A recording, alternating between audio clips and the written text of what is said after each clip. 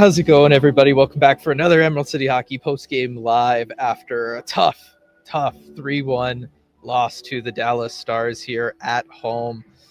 I was hoping that the Kraken were going to find a way to come back in this one, make some adjustments, and pick up one of these two in the back-to-backs here in Seattle. Unfortunately, not able to do so in this one. That being said, phenomenal effort from the Seattle Kraken tonight. They really did a great job of hanging in there. Basically the entire game's action took place to the first 3 minutes of this one. As the Kraken get on the board right away, Dallas answers with two of their own, and we were averaging a goal a minute at the beginning, and then nothing until the empty netter for Dallas, with just a couple minutes left there at the end. Unique game in that regard. We kind of saw this last game as well. These two teams can match up really well against each other, right? Like, I don't know that I would say that, like, oh, the skill level is the same across the board there, but Seattle finds a way to play Dallas tough, have good effort in each of these last two games. Phenomenal effort for the Kraken tonight in this one. Just, not quite able to get it done, unfortunately, in both of these. That being said, losses aren't the worst thing in the world, as we all know. So it's interesting one, but I think we can all be on board with how the Kraken played this evening, and really both of these games against Dallas here at home. They played them tough. They absolutely played them tough. I'm looking at 37 shots on goal on the Twins. It's a good night for them. Good night for Philip Grubauer in net as well. That was great to see. And what could be his last start in Seattle as a member of the Kraken. We didn't really talk about it in the lead up to this one, but that is possible, just because there are only 2 games left this season here at Climate Pledge Arena. We don't know what the offseason will hold for Philip Grubauer, so interesting idea maybe there. If it was still a really good performance from him, so definitely liked seeing that from him there in this one. Looking at the comments, Andrew kicking us off with great effort but a loss, ideal outcome. It basically is, right? We got to see competitive game from the Kraken. We got to see them doing their thing, and that's what we want to see each and every night, whether it's at the beginning of the season, at the end of the season. They're still in it. They've been eliminated. Doesn't matter. We want to see that effort from them. And like I said earlier, I think that it does say something that you're able to stay close with this Dallas Stars team now, 2 games back to back, both teams able to make adjustments for this one. I think that's why you see it kind of play out the way it does. It felt a little bit more like a playoff game. There was maybe some added physicality, but that defense, that emphasis on not making mistakes, the ability to kind of know where the other team wants to go out there on the ice. And so you kind of take away those spaces. That's the stuff that you get during a playoff series when you're more familiar with the opponent that you're going up against. This was kind of unique circumstances, playing them back to back in the one locale like this, very, very similar to a playoff scheduling. And the Kraken were able to do that. They were able to have that effort. They were able to play them tough, but still walk out of here without picking up any points in the standings, which does matter given how those other teams at the bottom of the standings have been playing. This is one where, picking up the L here does help you out a lot when it comes to those draft lottery odds. Blue white flame. I don't know why they bother going empty net.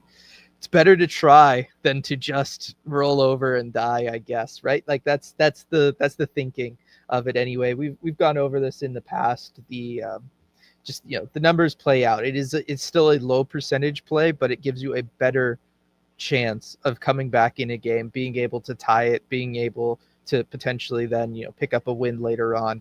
It is the smart analytic play. Analytics still, for even the most aggressive coaches when it comes to pulling the netminder, say that they should actually pull them even sooner in games.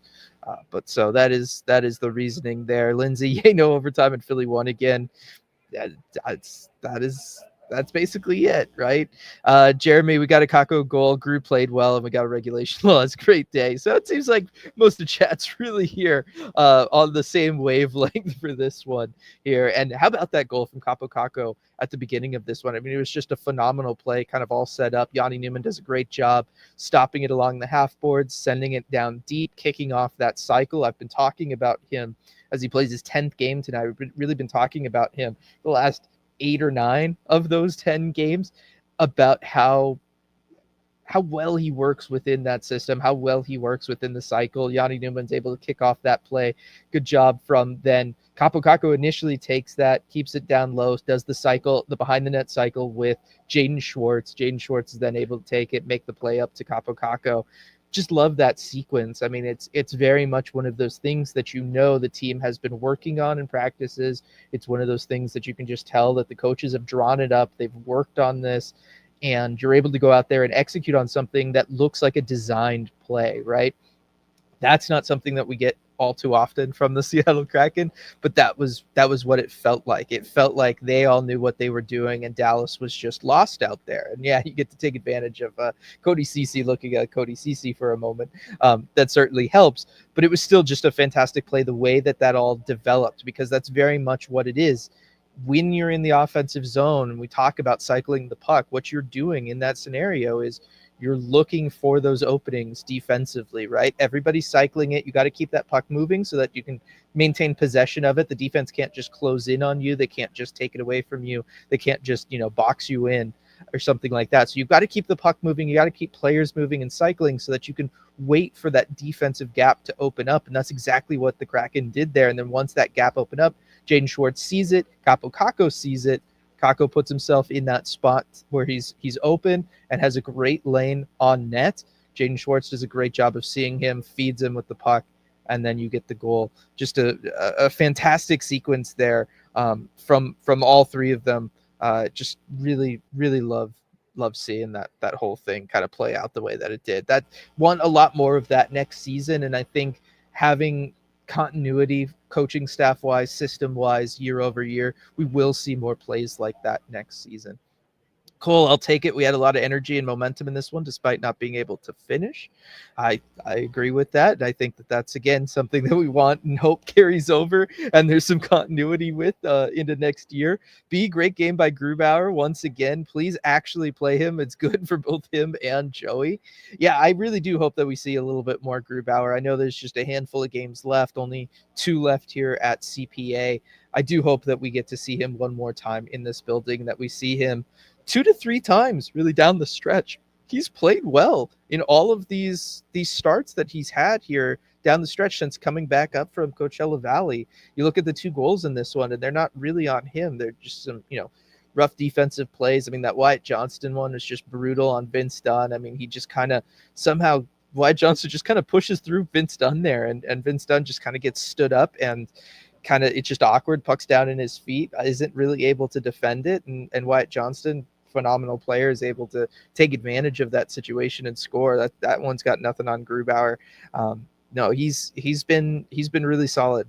He's looked really good here towards the end of the season. Looks like he's got his groove back, and it's been nice to see that for him. And yeah, I hope we're able to see him one more time in this building. I think that would be special. Sean, 7 more just like that. That Kako line was buzzing and used a lot. Yes, putting back together the line of Matty Beniers, Capo Kako, and Jaden Schwartz. Coach Dan Bilesma definitely leaned on them in this one, and hey, why not? They looked fantastic. Every time they were out there on the ice, the puck seemed like it was down in Dallas's end. We were seeing that energy that they had, back when they were first assembled, back around, around the beginning of the calendar year. And they were just able to go out there and dominate possession in games, right? Rack up the expected goals percentage. I don't know what it was for the line tonight. Maybe it was, what I was seeing was deceptive and the number isn't that great, but it really did feel like they were the drivers of possession tonight in this one. And it looked like that chemistry kind of just was immediately back for all 3 of them playing together in this one. I liked what Yanni Newman brought to that line, but Yanni Newman is a young player, like we talked about, only 10 games into his NHL career. There are times where he's going to have some rough patches. There's still stuff that he needs to learn. this line being reassembled to go out there against this Dallas team. It felt like that was a good adjustment game over game from Coach Dan Bylsma, and we were really able to see them do this and get to work in this one. And that was a lot of fun. It was just a lot of fun to watch. Bell, super happy for Grew. I'd like to think it means he might get a couple more starts, but who the hell knows? Yeah, your guess is as good as mine at this point, for sure. And Kraken Queen agreeing, Grew looked good. He definitely did. Heather, good night against a better team. Can they give Joey a break now? I worry about injury when he's presumably going to be starting goalie next season. Hoping for it. And again, we talked about it. Grubauer played fantastic tonight. Should inspire confidence to giving him more starts down the stretch here. So hopefully we're able to do that. Strategic Operation Tank with Dignity continues pace. Yes. Oh, what? I hope you haven't been sitting on that, Strayatic, because that is fantastic. It's a great label for what we've been doing here. I feel like that is something that more people can maybe get on board with. Fantastic name from Strayatic there. Really, really love that one. That is fantastic. Lindsay, so this Capogacco kid's pretty all right, huh? Absolutely is. Really excited about what he'll be able to grow with this team and what he'll be able to grow into and become with the Seattle Kraken. Obviously having a full training camp with everybody here I think will be important. The full off season, get acclimated to Seattle, all of that kind of stuff. I think it's going to be a real big deal for him, and hopefully we're able to see him really build off of all the good things that we've seen already and keep that development, keep growing here in Seattle. Elbel with the Homestead over. What's the chance they send Yanni back and call up Winterton? So it's a good question. I think that Yanni had been playing really well, right? Yanni Newman has been playing fantastic. Still looked good in this one, and you saw it. Coach Dan Bylsma, when they're down late, they're pulling the goalie. Yanni Newman was out there for a significant amount of time, and we know what Coach Dan thinks of his shot. It's a fantastic shot. He's got the best one-timer on this team. I think we all pretty much universally can agree on that. I think it's one of those things where he has that. He was trusted in that scenario, but flip side, he was also demoted mid-game, and this was something that I was wondering about last game. Talked about it on the Discord, talked about it a little bit on Postgame after that one. We're starting to see more rookie mistakes from Yanni Newman. The game isn't always clean from him. There are times where there are some, maybe rough turnovers or plays that result in turnovers or the puck going up the ice the other direction. Some of that is just playing against Dallas. They're very aggressive at looking for those opportunities and sending their wingers up the ice pretty quick, flying the zone. I do wonder with this one, because of that demotion, if we do see them want to give him, a little bit of time in the regular season down in Coachella Valley before the Firebirds playoff push, and they go ahead and they make the move to send him down and then use their last call up, whether it's on Winterton or on anybody. If they don't want to disrupt the Ryan Winterton down there, maybe they just call up a Mitchell Stevens or something like that and just, ride out this season with more or less the NHL roster that they're going to have. I think that that's possible now just because Yanni Newman did spend so much time up here. But I am very curious to kind of see what they do here. I think Yanni Newman has played still well enough to hang around, but I do feel like these last two games open up the window and open up the conversation on you've maybe seen enough rookie mistakes or enough sequences where, okay, he's had his taste. Let's let him readjust to the AHL level before their playoff run, and we can just go ahead and make that move now and start fresh for the road trip. It's going to be an interesting one. Great question, Bell. Zach, good hustle and plenty of Shane, Yanni, and especially Riker moments to cheer for. 10 out of 10, good loss. Riker really looked like he was back in this one, right? I mean, he was stepping up. He was making some great instinctual plays, had that fantastic sequence in the third period where he was able to just step up and completely handle the Dallas rush. Really impressed by that. He has looked a lot different these last two games. I think he was getting back on track last game, and then this game he was kind of just all the way back. I still think that, it's still an awkward spot for him to be in on that pairing with Brandon Montour, where he has to be the defensive guy, but it does feel like he's working through those issues he was having defensively and is kind of turning things around there. Shane, I don't know what the deal is with Shane. I mean, he's continually able to find find good opportunities, put himself in good spots. He, the last couple games, the last really 2 weeks, it felt like he's just been a little snake bitten.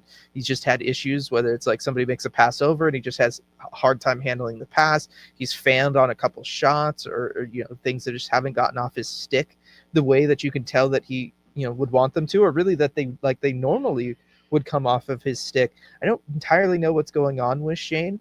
I think that now being back on the third line, normal, kind of line mates, Berkey, Jared McCann again, we'll see if he can kind of crank things back up. I don't feel like it was necessarily that, he's playing in the top six with Chandler Stevenson out and the level of competition he's going up against is greater and that's what's keeping him. It just kind of feels like he's just hit a slump, like a little bit of a play slump. First full season of NHL hockey, maybe it's just that. But it has been kind of interesting. It's been interesting for sure. Kylie, geez, Dallas sure has been lucky on this win streak. They haven't been playing well, but get W's. They'll be out of the first round if they keep this up. They've been playing very interesting hockey. It's really interesting because you have a couple guys on this Dallas Stars team that just look like they can't do anything right now. Like just the luck is just not there for them. They're trying to make things happen, and just the luck is not there. Mason Marchment is probably first and foremost. I mean, RJ and I were talking about it on the press bridge. We don't think that we've ever seen a player that is just so cursed when it comes to plays that he is a part of just fizzle out and just die. I couldn't say why. It's not necessarily because of him. It's not necessarily because of his line mates, but it just feels like any sequence that Mason Marchment is a part of is going to start to look dangerous, and then it just ends, and that's it. But I do think that Mikko Rantanen doesn't look like himself. He's kind of got that similar curse. We've been talking about it. I've just been bugging RJ by pointing it out so much. But it's kind of the similar thing there. The blue line is the blue line. It's a really interesting squad that the Dallas Stars have assembled here, and we'll just kind of see how things go and continue to develop there with them. I don't know. I don't entirely know what to make of them now for the postseason. After seeing them like this, I think if some of those guys can figure things out, Mikael Granlund, not really sure what his role is on this team and what he's kind of bringing to it. So it's an interesting one. We'll see how they look here. Yeah, we'll see. Bell, I don't want my last memory of Gru in Seattle to be with his head in his hands hanging over the boards after he was pulled. Please no. I do think that would be a disappointing one. So I'm really hoping, knock on wood, I'm really hoping that they give him one more start here at Climate Pledge before the offseason rolls around here. Byron, not to be too negative, because I do think the Kraken played well, but I think that Marchment breakaway says something about how seriously the Stars were taking this game. Mason Marchment wasn't going in with a lot of enthusiasm when he had his breakaway. I will say this, he had such a jump on anybody defending that. I mean, Jamie Alexiak's pumping his legs. He's trying to get back. Mason Marchment doesn't even need to take a stride, and he's got the breakaway. And so I think to me, it looked like what he was doing was he was trying to hold up and wait for somebody else to come with him. And that's why he takes the line towards the outside. And then he kind of just boxed himself in because there was no other Star really jumped up into the play with him. And then he knew he had Alexiak coming in. And so he was like, all right, I have to take a shot here. And he tried to do like a no look, go above the pad, but he'd really backed himself into a bad shooting angle at that point. Grubauer was pretty much able to just square up against him and not let anything bad happen there. But I think what Marchment was trying to do, just based on how he kept looking behind him, he was really, I don't think he was looking at Alexiak. I think he was waiting for another Dallas Stars player, because if you look at the other odd man rush opportunities tonight, or any other time that the Stars were really trying to push up the ice. I mean, I talked about it earlier. They like to keep their wingers high up in the defensive zone so that they can go in pairs up the ice and attack the other team. And I think that that's what he was kind of waiting for, was in his mind, the way this Dallas Stars team plays, they'll take the 2-on-1 over the straight breakaway because that's just what they're used to. That's what they're practiced at. That's what their set plays are for, all of that. And so I really think he was kind of waiting And the reason he wasn't really pumping his legs and going aggressive for that breakaway was he was waiting for somebody to join him on that rush. And then I believe they actually ended up line changing, and that's why he didn't have anybody pop up and join him. But that's like what we were talking about. Mason Marchment just kind of one of these guys that seems like consistently just not able to convert on any sort of sequences like this. But I'm with you, Byron, also in the sense that like there was a lot of those rush chances for Dallas in this one, and as strong as the Kraken were playing, it's a lot of those chances. You don't want to see that many chances. The Kraken did not do a good job of avoiding feeding it in this one. You knew how this Stars team plays. You've seen them before. You saw them last game. You still fed into it, with all the rotations back to the point in the offensive zone and all of that from the Kraken. So that's something that I would like to see them improve on. Do have a super chat here from Chuck giving thanks for the Philly win tonight. Their final game will be versus Buffalo and could end up being a significant one for us. Yeah, knock on wood, 3-point game in that one, right? I think that's what we can all get on board. Look, you can root for the Kraken to win. I mean, this is like another alternative to the whole like feeling like you have to pick a side in rooting for either team tank or for the Kraken to play well. We can all root for the Kraken to win and just hope that all those other teams win more, right? Like that is a way out. So you can still be rooting for the Kraken. You don't have to root for losses for Seattle, but definitely then make sure that you're rooting for wins in places like Philadelphia, Buffalo, Nashville, and that all of those things happen. Wisconsin Kraken fan, Kako goal makes me happy. What happened for the rest of the game? It felt like the puck just didn't want to go in anymore. Appreciate the super chat there from Wisconsin, presumably. It's a good question. I think that, like I said earlier, this felt more like a playoff game where both teams kind of knew how the other team wanted to play. They have, a game's reference from that previous, 2 nights ago. And they were just able to make a lot of adjustments. I thought that Dallas did a better job of keeping Seattle to the outside in this one. I know that was an issue last game. We talked about that. Chandler Stevenson had mentioned it post-game, brought it up post-game. Dan Bylsma, though, had said that he felt like they had good tip chances, stuff like that. They just weren't able to convert on them. I think Dallas was able to do a better job of not letting the Kraken get outside of that Capo Caco goal. I almost think that was a curse that it happened so early in the game because it woke Dallas up to that. And then Dallas was able to kind of keep it off the board there for the next 59 minutes or whatever it ended up being. So I do think that was maybe part of it. But it's just one of those where also Dallas, their goaltending has just been fantastic this year. Casey DeSmith has looked phenomenal. I just think it was one of those nights where, they took a lot of lower quality chances and the other team's goaltender was up for that. And, it's just the way that it goes sometimes. But maybe RJ or maybe a member of the Kraken or even Coach Dan Bylsma has something to say on this. RJ, if you can hear me, hey. I see you're still adjusting things there. If you can hear me. Yep, I'm all good now. I'm all good. You're just kind of answering, love the Capo Caco goal. What happens after that? Why were the Kraken not able to get anything else in this one? They had plenty of opportunities when it came to the shots on goal.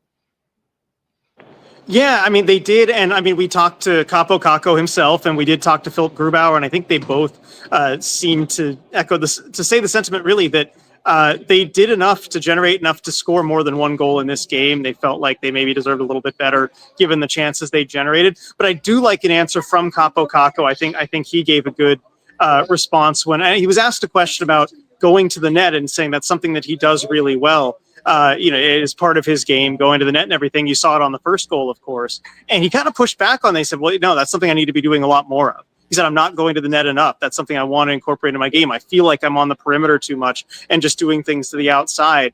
I want to go to the net more than I am, which you don't often hear that from Kraken players, like unprovoked, where the question almost leads you in the opposite direction. But I do think that hit at something a little bit more too, where when you only score one goal in a game, despite getting as many shots as the Kraken did, I think that means that you didn't have enough chances that took the goalie completely out of it. I'm talking tips, I'm talking screens, rebounds where the goalie's out of position, all that sort of thing that the Kraken really didn't generate enough of tonight. And I think that's ultimately why, in most cases, when you put 30 something shots, how many do they get? 36 shots, Or yeah, it's 36 I'm seeing around. on the Twins there, and you only get one goal. I think that's usually the reason why. And I think that's the case tonight. And I see even in chat already, like, Bryce loved that answer. I did too. I really liked hearing from Capo Caco tonight.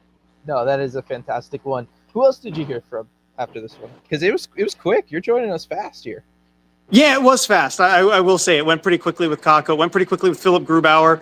He talked about just the challenge of playing the Dallas Stars. They have so many good players. And Kako said this too. I asked why the Stars are so good. He's like, just look at their roster. They have so many good players on that team. But Grubauer said also one of the difficulties was the breakaways and how they're always just sniffing for breakaways whenever they get the chance to get behind you. We saw a couple of them tonight. We saw some last game as well. I thought Grubauer did a fantastic job tonight on the breakaways. I mean, the Mason Marchment one, he just stayed calm with Marchment the whole way. And so I think that's really what, most of the talk about. Just Dallas is a very good team. We generated some chances, but we didn't do enough to convert enough to win the game. Yeah, it's kind of what it felt like in this one. That's for sure. Brooke, really glad Gru started tonight. My last game this year, so glad to see him for potentially the last time. We've kind of talked about that with Philip Grubauer in this one, RJ. And then going back to Capo Caco, Sean, I'm concerned about a Caco offer sheet. Now, we've talked a lot about the Kraken going out and getting offer sheets, RJ. We talked about the forecast for this offseason being one in which offer sheets might be more, doable or done more than in years past. Should Kraken fans worry about Capo Caco? No, I don't think they should be worried at all. Offer sheets tend to happen for teams that are right up against the cap and have very little flexibility. With the cap going up this year and contracts like Bjorkstrand now off the books, the Kraken will have as much room as they'll possibly need to sign Capo Caco. They're going to get a deal done. And also with an offer sheet, that does require the player kind of going out of their way to try and earn some more money. And I just don't think the difference in what a team would be willing to pay Capo Caco, and I guess maybe what the Kraken ideally would like to pay him, is great enough for Caco to go and mess with a good thing. I think he really likes it here. I think he liked the situation that he's been put in. I think he likes the opportunity the Kraken have given him, and I think he's grateful for that opportunity. I just don't see it at all. Yeah, no, I would be shocked, frankly, if we were. I would too. I would be shocked as well, yeah. Yeah, definitely. It looks like Edward had beat me to it earlier when I was talking about it. So I found myself actively rooting for the loser point for Philly since they've been playing the other teams that are also vying for that third pick. I was saying that's the happy middle ground, RJ. You can root for the Kraken to win, but just make sure you're rooting for teams like Philadelphia, Nashville, Buffalo to be winning as well. Yeah, exactly. If they win enough, then it allows the Kraken a certain number of wins, I guess, that they could get. So just always root for those other teams around to win. It doesn't hurt you at all if they win. Yep. And then, Pablo, we've got the Canucks coming up next for our wonderful watch party, the Moss Bay Hall location, Queen Anne Beer Hall. Reminder, everybody, to come out and join us for that one. And then, Bryce, no joke, I was only able to watch the first minute of the game, so my experience was great. That would be the way to do it in this one. Yeah, definitely. And I mean, it's interesting with all, so many of the goals coming in the first few minutes really of this one, just kind of had a weird feel to it where everything was going in. And then, as Dan Bilesma said, it just kind of turned into a battle. It was a battle. It was a slog through this one. And usually coaches kind of like a game like that. It means you're playing solid positional hockey. It means you're doing a lot of the right things. And I think, Bilesma felt that way generally. Yeah, no, and that makes sense to me. Yeah. And Striatic, not concerned about the Caco offer sheet. Kraken have cap space to match anything reasonable. And if it isn't reasonable, picks are great. Yeah. I mean, there's only so high it can go before it's, a first, second, third, and you're talking about that from another team, and maybe it's worth doing. But yeah, they'll have the cap space. And I see Viren push out, before free agency, you can't have as much cap space.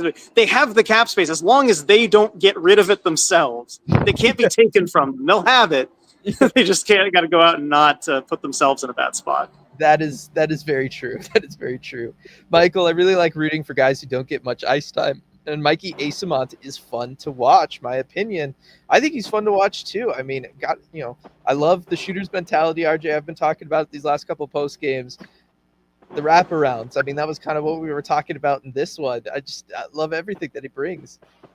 Yeah, he is so entertaining to watch, especially down the stretch here of a season where, the wins and losses don't matter a whole lot. Having a guy like Mikey Asimont, it could be kind of boring watching fourth line hockey usually, as the guys just try and grind it out and do whatever, especially in a season like this. But he provides so much fun to any line that he's on, which really is just the fourth line. But any line mates that he has, he just plays his game.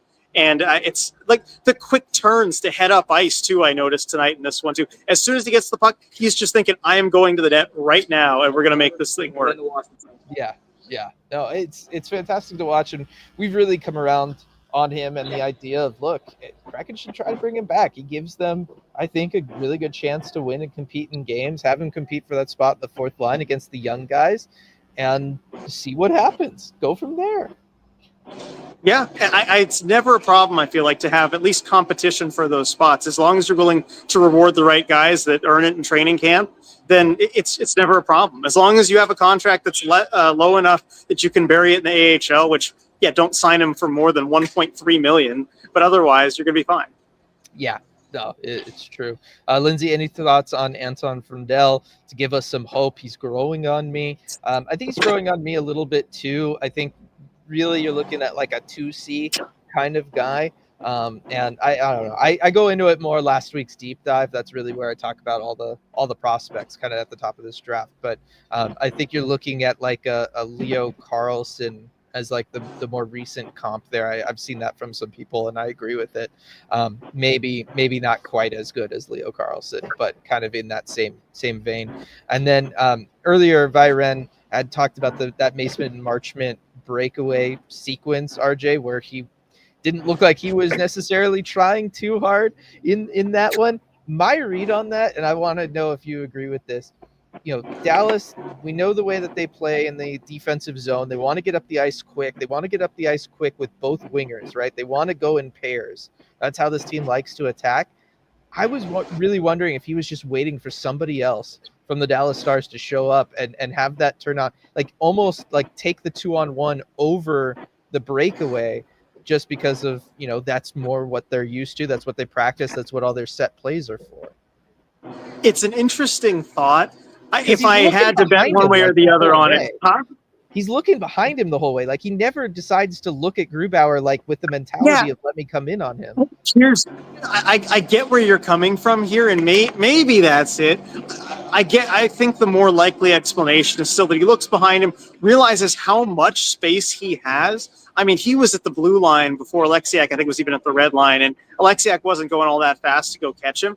I think he realized he had a ton of time and space. It's one of those where I would like a player, if I'm, want him to score, to move his feet a little bit more. Once you get to the blue line, you can coast a little bit. But I just think he felt he had so much time and space he didn't need to do that. As you get close to the net, you don't want to be moving your feet as much. You want to kind of settle down, pick a shot, look at something, right? It just seemed like he kind of decided on that from past the blue line, and I don't know. Here's the problem. If it was any other player, I'd say maybe there's something to that. But I feel like this is just how he would do that. I think he will breakaway. I don't know. I was just going to say, like, that's the problem with this whole thing is that it's Mason Marchment. So, like, who the hell knows? I don't know if you've explained to everybody the weird curse that we talked about. Okay, good. Yeah, no, I did. It's just they need to know. So weird. It is so weird. Sarah, had a great time with my husband tonight despite the loss. Thanks again to Queen Anne Beer Hall and you guys for the tickets. Love to hear that, Sarah. Fantastic that you both were able to have a great time. And again, if you want to win Kraken tickets, everybody, come to our next watch party in just 2 days' time, at less than 48 hours from now, upcoming on Wednesday at that Moss Bay Hall location. We will be raffling off 2 more tickets to an upcoming Kraken game. It's the game against the Blues, right?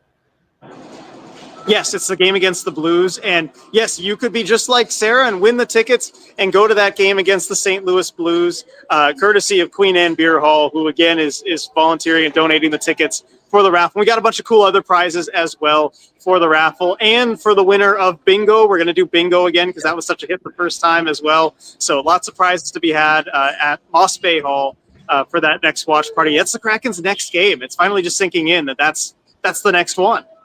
Yeah, no, I'm ready for it. I'm super. I know pumped you've for been it. I saying can't wait you've been for it. ready. Yeah. Yeah, no, I can't wait for another one. I enjoyed it so much last time, and this time I won't have to leave early, and that's I know. I get to just spend the whole time with everyone. I'm looking forward to that. Stratic Tankathon mock draft keeps giving the Kraken centers, which is funny because the Kraken still have so many. Tankathon's mock I think just really just ranks prospects. It It ranks the doesn't prospects really. and then puts you at the pick. Yeah. So it's not trying to fit player to team at all. Yeah, and that being said, also this draft is just a lot of centers. Like if you're not getting one of like Porter Martone or Schaefer, who's a defenseman, you're getting a center in that top like Yeah. 7 range. So just the way it is. And so many guys are centers at the draft that don't end up becoming Yeah. centers. Yeah, you could push them. You could still push a Berkeley Cat into the wing if you wanted to. Like there's a lot of options there. I'm still in favor of you draft the best player available and you figure it out later. That's just the way all teams should operate. So let's see. We're converting to shift to wing. Well, there we go. Jake's already kind of beaten us to that there. Yep. Let's see. Yeah, and Jake also with Mikey Ace. Mikey's not going to be much more than league minimum. Bring him back. I agree with that. And then appreciate the kind words from Robert there at Emerald City Hockey. Appreciate it. Stratic, you know what's even more exciting than tanking with dignity? Maybe getting another pro hockey team in Seattle. We haven't talked about that. We are here at the bottom of chat. I'll go ahead. Let us know if anybody has anything else on the game from tonight that you want to talk about. But yeah, I mean, that is potentially coming tomorrow, RJ. A big announcement for Seattle professional hockey on the women's side of things.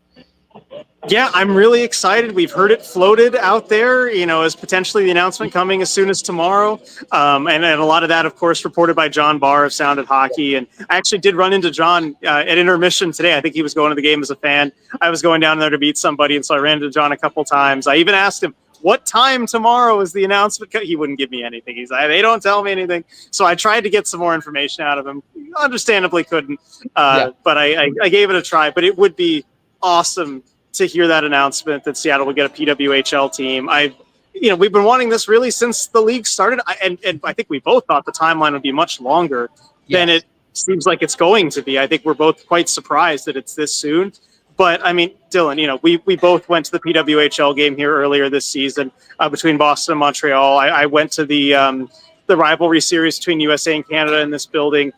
Seattle loves women's sports. They love women's hockey. I mean, the market is right there for them. Geography is really the only big concern. Yeah, that's still my big concern for the league as a whole, and whatever expansion ends up looking like for them. Again, we think we know what it is. It seems like we know what it is here. And we even pushed deep dive today. Like normally deep dive comes out on Mondays.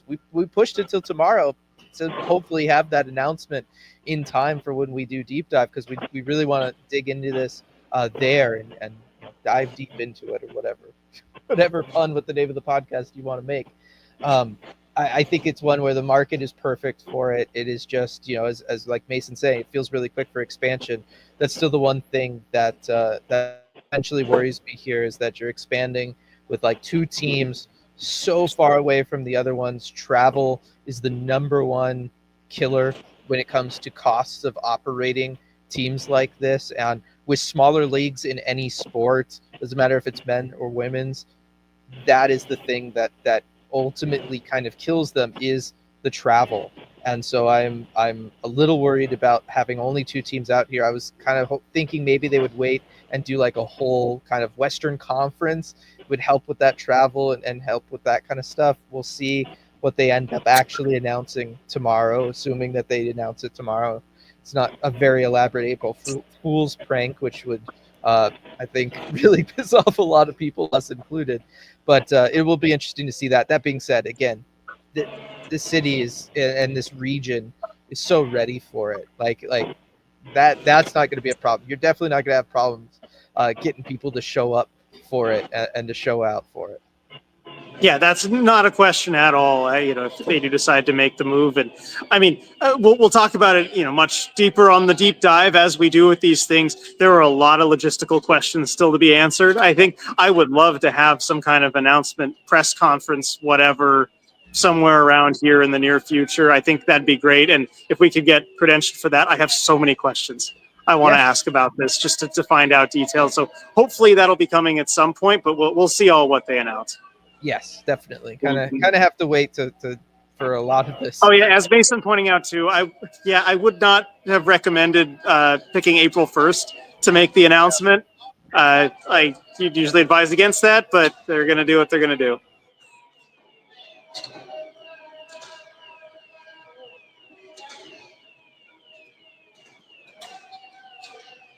Did we lose you, Dylan? Did you lose me? There we go. I know. Okay. We're looking at each other across the way. Yeah. My you froze on my end, so I couldn't tell whose problem it was. The Wi-Fi here dipped on me. Yeah. Okay. We'll see. It feels like you're opening yourself up to things that you didn't need to by having it on that particular day. Yeah, we'll see. All right. And nothing else on this game, everybody. I mean, look, I understand that, RJ. Like these two games against Dallas have not been the most lively, maybe we call it. Yeah. I mean, 2 goals in 120 minutes of hockey is for the Kraken anyway. It's not the most talk about and that's true. We would normally have spent some time talking about our favorite goal of the game. That we don't even have that topic from Stratic there. So, it naturally leads to less to talk about. I broke it down, I think, as well as I could because I really wanted to spend some time on it because it was an impressive goal. It was a good goal. I mean, it's one of those things where these are the kinds of plays that we've wanted to see from the Kraken. Obviously, the quote from Capo Caco about going to the net front and all of that kind of stuff, but it being a play that very much starts from the cycle and them just moving the puck around and then, kind of creating space for themselves, waiting for the Dallas D to make a mistake, which they absolutely did, and then taking advantage of it. That's something that we've wanted to see from the Seattle Kraken team for a long time, and they were able to do it.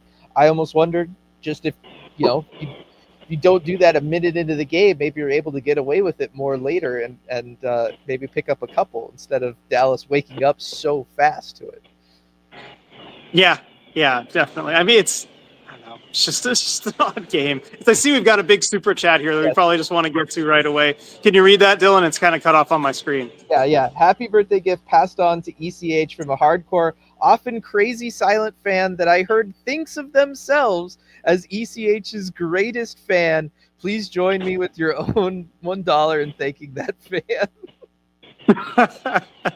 So yes, huge super chat there from Kitty B Kraken. Really appreciate it there, and happy birthday. Yeah, thank you so much, Kitty B Kraken. Happy birthday to you there, and I think you got a good case. The ECH has a lot of great fans, but I think you got a pretty good case there, Kitty B Kraken. So thank you so much for the huge super chat there to close out this post game live. Really, really appreciate that from you. Definitely. And then Edward with the $1 super chat coming in next. Appreciate it, Edward. Really, really do. That is awesome. Yeah, no, that is huge. Kitty B Kraken. Really, really appreciate it. Lindsay, I said it before. This game was good offensive zone time and doing nothing with it.